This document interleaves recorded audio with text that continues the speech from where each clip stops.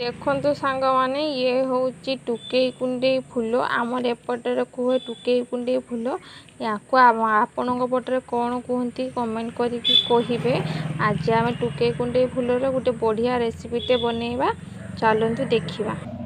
से प्रथम मसला प्रस्तुत करना। मसला आम दरकार पियाज धला सोरिष जीरा रसुण आ सुखिया लंका या गोटे बढ़िया से बेसर पेस्ट बनईदवा। से प्रथम कढ़ई रे तेल आगे प्रथम गरम करवा। तेल गरम हो सारा पर काटिकी रखि देखो मुझे छड़े धोईकी रखी टुकई कुंडे फूल पियाज आलू चुन चुन कर कटाई आ टमाटो। प्रथम ये टुकई कुंडे फूल गुड़िक भल से भाजीदबा तेल बास्नाटा चली।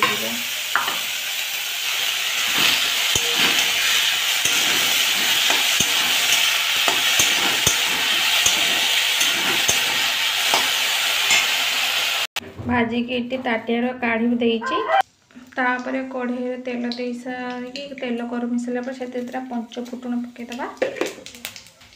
फुटण फुटी आसले से बाटिकी रखि मसला बटा को देदबा।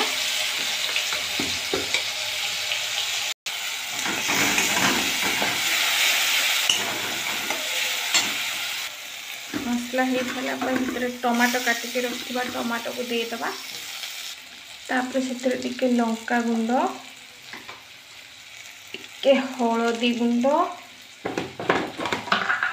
आके लुण देदबा। लुण दे फेंटेदबा भलसे जमी आम बिलातीटा सफ्ट हो टमाटोटा नरम हो।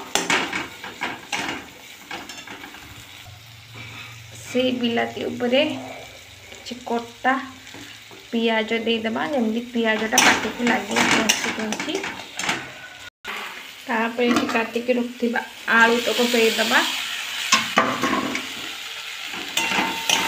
भलसे बुड़े गाड़े तापर पूर्व भाजिकी रखि टुकई कुंडे फूल गुड़े को दे भलसे उल्टा पलटा करदबा बुड़ेदबा। तापर से अल्प किछि पानी दे आलू सिझा पर्यंत ढांकुणी दे बंद कर। ये रेडी हो गला आमर टुकई कुंडे चड़चड़ी रेडी हो गला आमर तरकारी।